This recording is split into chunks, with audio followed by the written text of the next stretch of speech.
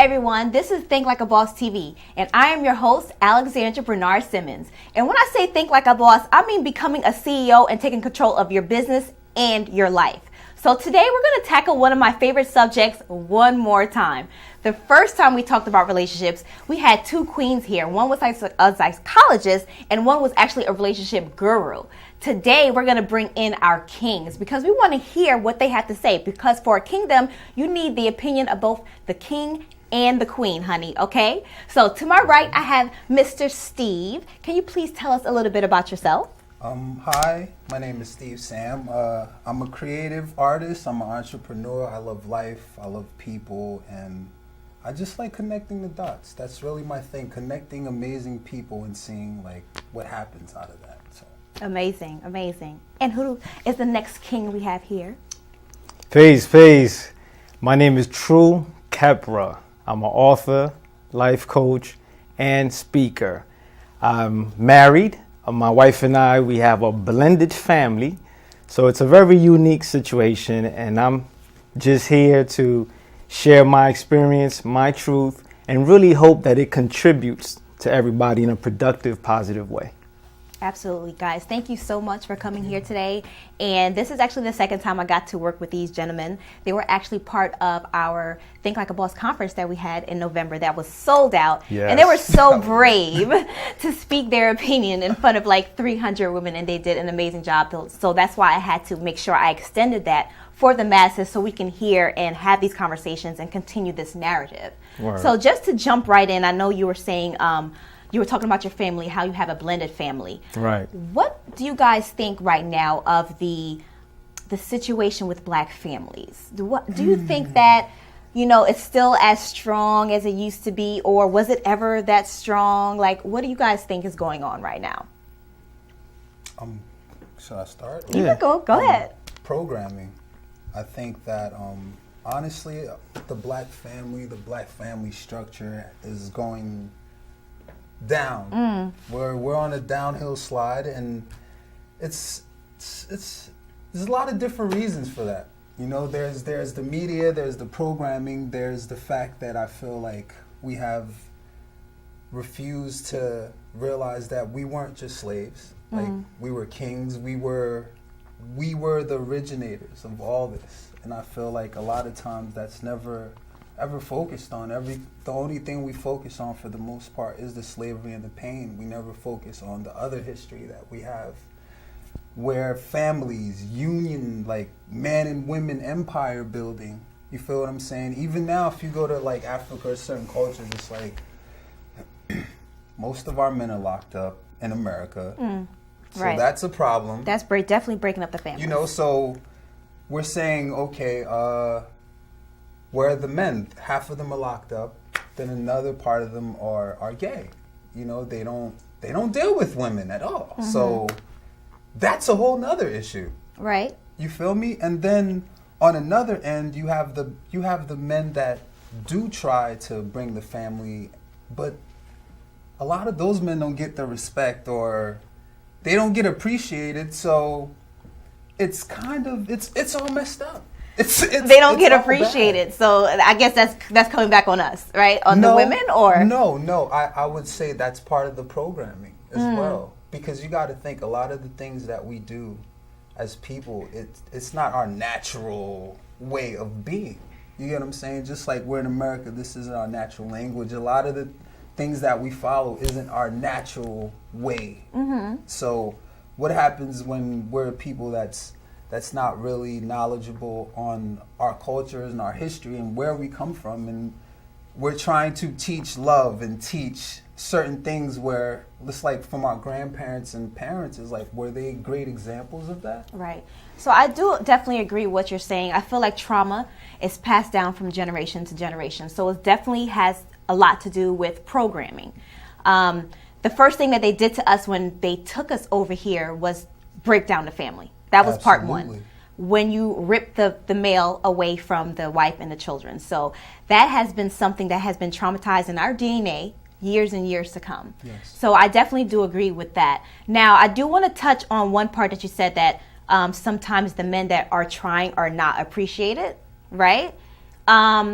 I feel like in some instance, women had to adapt to the lack of men, either that wants to step up, or the lack of men because they're all going to jail, or just the lack of men that didn't have great examples to show them how to be men, where now women are playing both roles, not because they want to, but because they need to.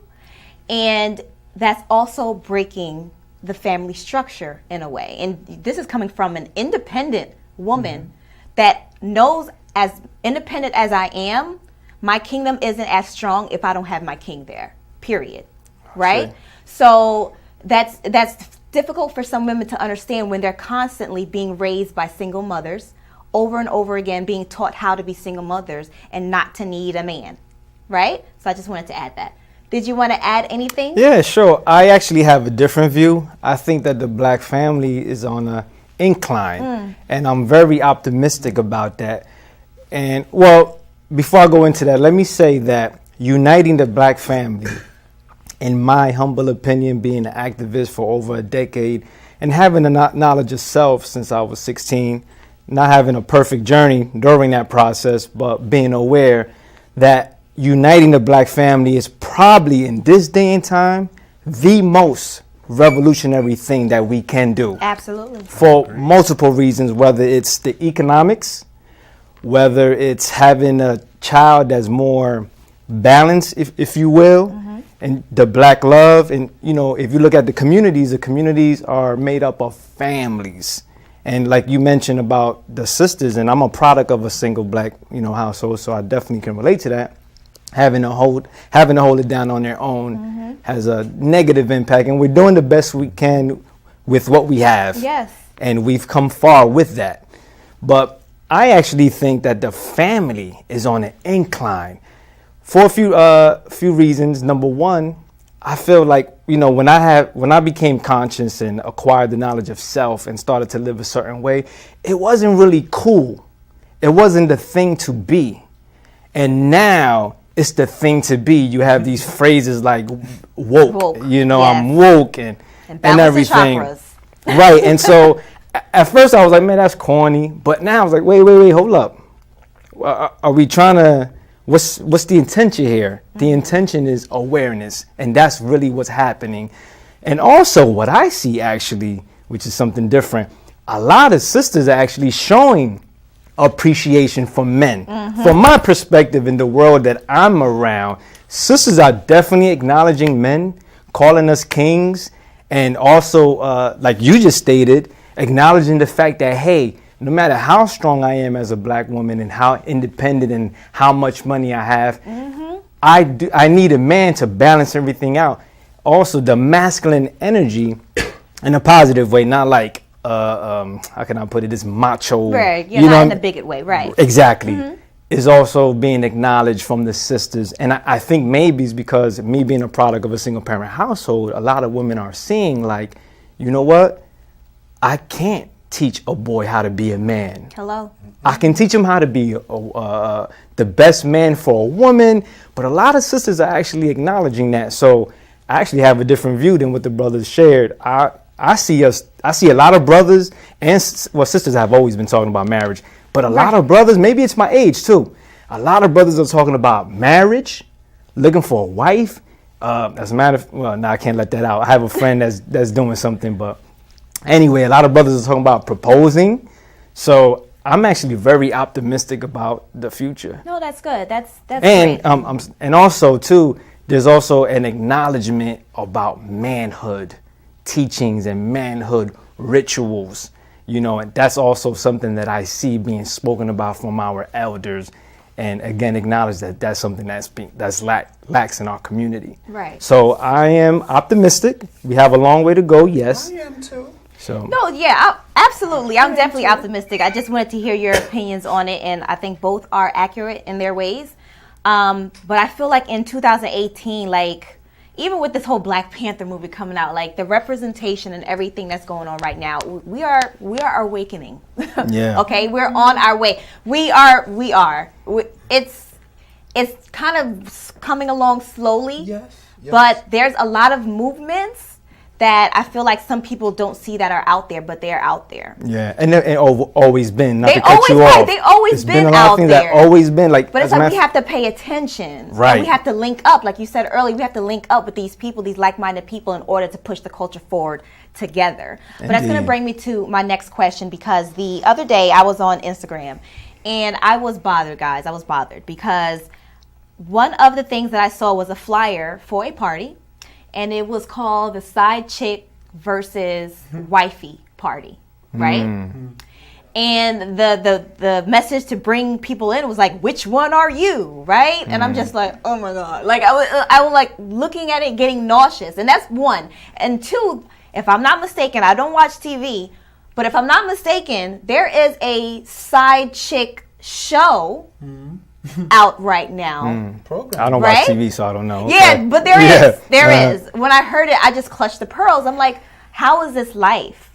Like, is this what we are teaching the next generation? Because right now, the dating scene, from what I am hearing, is a very, very dangerous place. When you say dangerous, can you elaborate on that? Absolutely. Everyone is glorifying side chicks or side men. Okay. So everyone's okay with, I know females that are okay. This is not judgment. I know females that are okay being the side chicks. Like, they know my man is your man and his man and my man. Okay, they know that and they're okay with that, right? And you have guys that have been doing this since day one. So now you have both parties agreeing to this and just living happily ever after, sort of. You know? So what do you guys think? Why do you make that face? So what do you guys think about this generation and the glorifying of infidelity? Yeah, so at one time, being a man who practiced infidelity, you know, I don't want to come across like I'm on this high horse all of a sudden. Right, you don't want to come up judgmental, you know, right. And it's okay to judge, right? You know, because we deal with my eye, and my eye, the representation of my eye is a scale. I just don't want to come across like I'm downing, you know, whatever. I think it's a problem when it's glorified. However, it's a double. Since it's glorified, it is also revealing something that's always been there and that needs to be spoken about. So I have 3 daughters, and just speaking from that level and a more mature level and thinking futuristic and the impact of that type of thinking, I don't think that it's productive, because right now what we need is organized institutions. And having the side piece and everything, I think it can cause, or glorifying the side piece and stuff, it can cause more harm than good. And the possibility of thinking that one doesn't have to take a relationship serious. Because even when we were young doing that type of thing, you knew, like, okay, you got to get out of that phase eventually. But my concern is that that's going to be the phase. Right. For on both ends, men and women. Right. So that's my take on that. I think it's dangerous as well. Yes. What do you think, Steve? My take on it is, okay, so I'm the person that's been in a relationship with 3 women at one time. So I completely agree with King as far as that being marketed and promoted. That isn't. There's conscious ways of doing things and there's unconscious ways of doing things, and that's what I learned. Like, when I was the cheater, quote unquote, I was afraid to express how I felt the relationship should be. My views on a relationship is, when I say, okay, I was with 3 women at one time, most people would think, oh, I'm just the head of this relationship. Or no, it was 3 individuals who realized, wow, we love being around each other. We could actually help each other if we're honest and open enough with each other. It wasn't about sex. It was about building connections, vibes, energy, resources. That's what it's about. You get what I'm saying? Now, that isn't being promoted. But they will promote cheating. They will promote lying. They will promote dishonesty. And that's what I had to learn. It's like a lot of women say, you know what? Be honest with me. Give me the option of choice. Right. As opposed to you lying to me. And it took me a long time to understand that. But once I really understood it, I was like, you know what? If more people were just honest about how they actually felt, I think we as a people would be able to collectively work together. There wouldn't be women versus women, women versus men, men versus men. It would be, yo, you're a beautiful soul, you're a beautiful soul. How can we collectively help each other? Because it's so many levels in which we have to help each other that we don't pay attention to. Mm-hmm. You know what I mean? So that's my take on it. Absolutely. Okay. So basically what you were describing was a polygamous type relationship. Well, I don't want to say polygamous because when I read, my thing is, I don't like titles because what happens with titles is once you read a title, there's a definition for it. And once you don't fit that definition, then it becomes a problem. I don't feel like when I read polygamist or what that was, I don't feel like the relationship I was in was per se that. Because a lot of the rules that I've read about that, I don't per se agree with. You get what I'm saying? I don't agree with them. This isn't, oh, the man's supposed to just tell the women what to do and they bow to him, or nah. This is, yo, you're your own world. That's how I look at people. Like, you're your own world.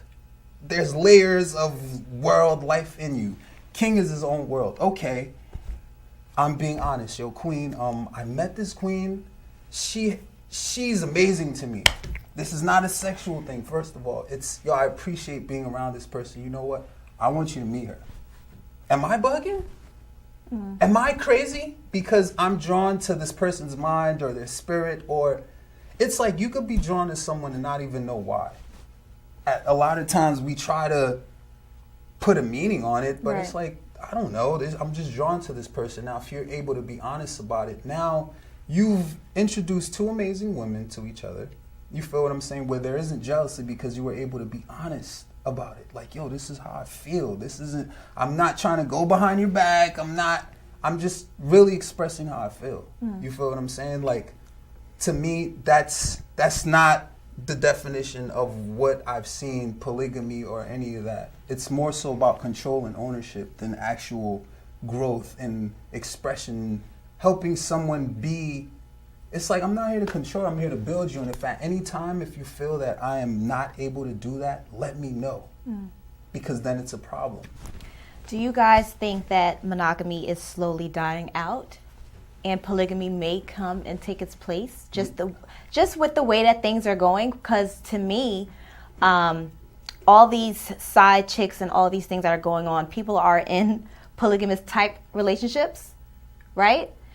But just not claiming is that everybody knows that everybody's with somebody else and they're doing it, behind the back. She could see sis right at the club and be like, hey girl, knowing that she's with her man, and vice versa with the men, right? So do you think that monogamy is slowly dying out and polygamy is something that may take its place? No, I would never say that, because even this whole, like, me being the way that I am now wasn't something that was pre-planned.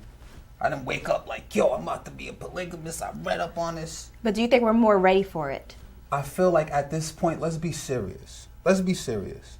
Women outnumber men. Women outnumber men, right? Let's be serious. It's not enough men.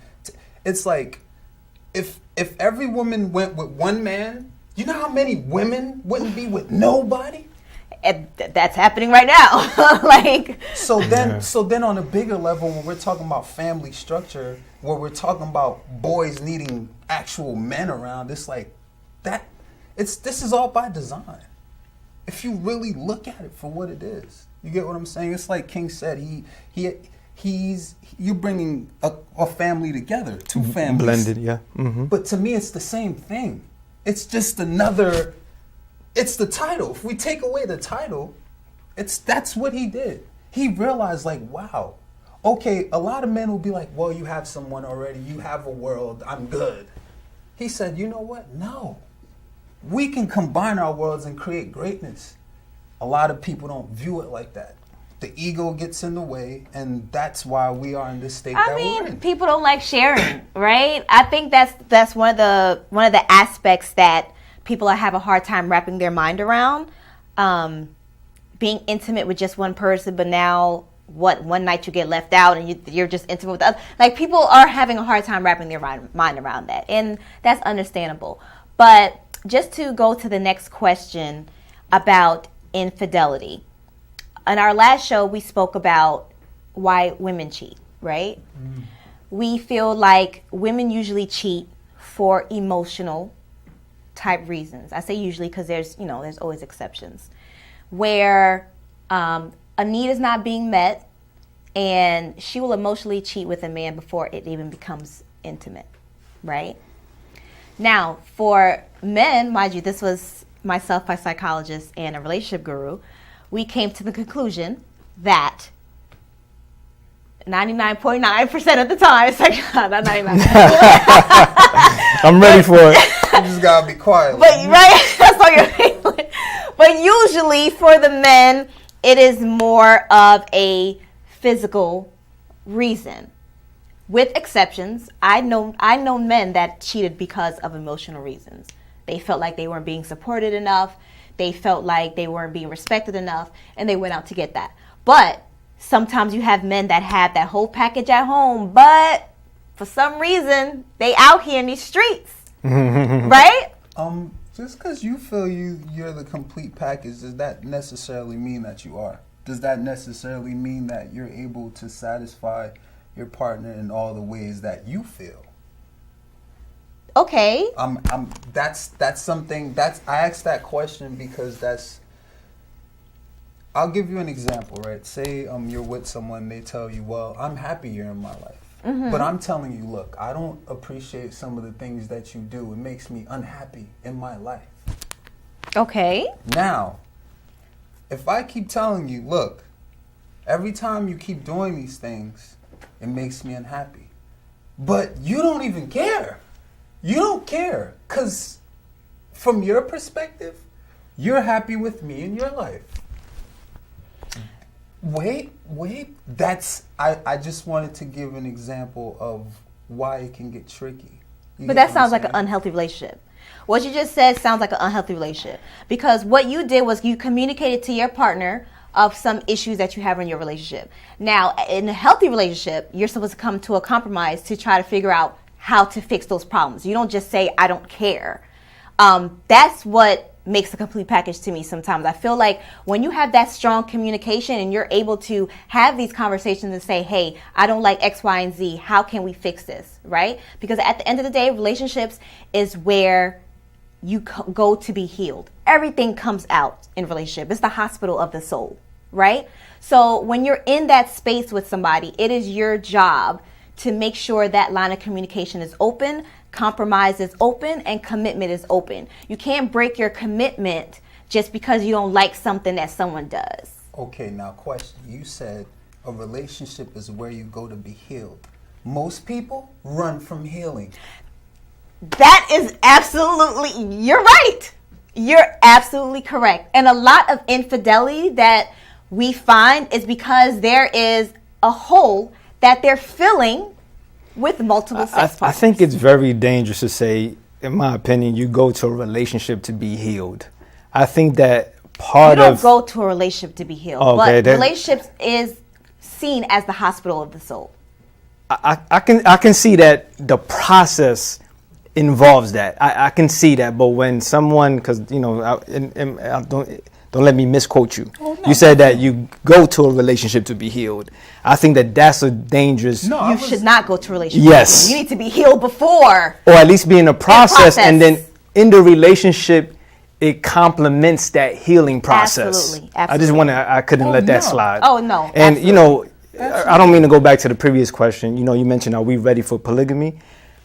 Absolutely not. How? Look at the state of black men.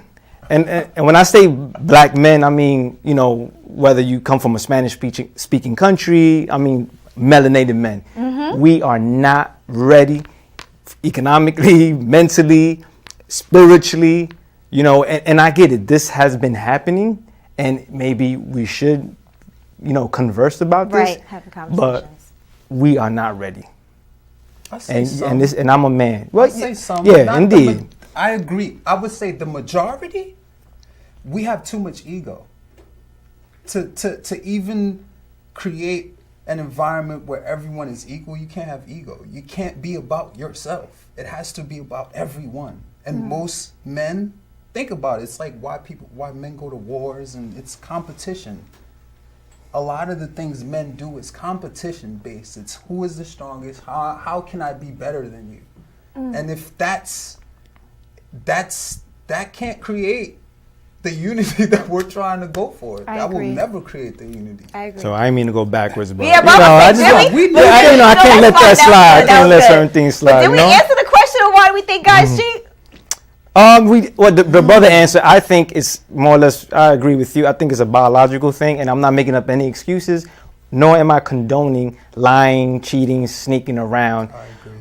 However, I do think that women and men our natures are different, and I think that, it is based on my experiences, having conversations with a lot of women, having conversations with men, being a man.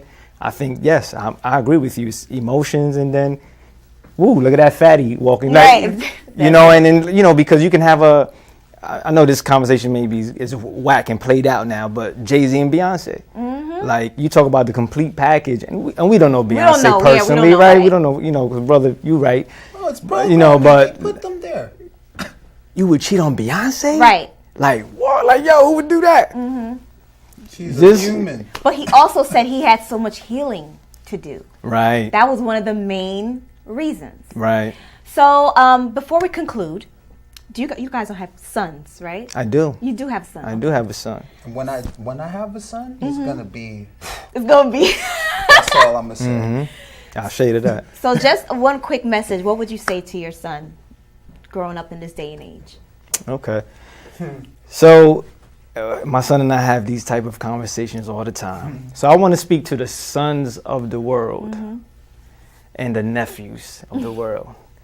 I would say, do not get manhood and the false representation of manhood confused. And the only way you can really not get that confused, I get it, living in this society, you need someone to guide you. Because when I grew up not having a positive male role model in the household, I went to the closest thing, which is the streets, music, TV, and everything else, and got a lot of negative ideas and representations of false manhood. So do not get that twisted. Also, in this day and age, focus on personal development and being a creator. Absolutely. So, without being here for another hour, I would. That's what I would say. Okay. And Steve, what about you? That was beautiful. Thank you. Steve, what about you? I just gotta add to that what King just said real quick. Don't be a consumer. Like, number one, know your worth, know your history. Understand that as a young man, you need anything that brings the best out of you. And I'm talking about when you're sitting alone and you're having a conversation with yourself. The things, the people, the places that you go that bring the best you out of you. I would say stick to all that. Absolutely. Anything that brings you to a negative place, anything that brings you to a place where in your soul, this isn't right, walk away from it. Great. Thank you. Thank you so much. And guys, thank you so much for watching Think Like a Boss TV. This is your host again, Alexandra. I'll see you next time.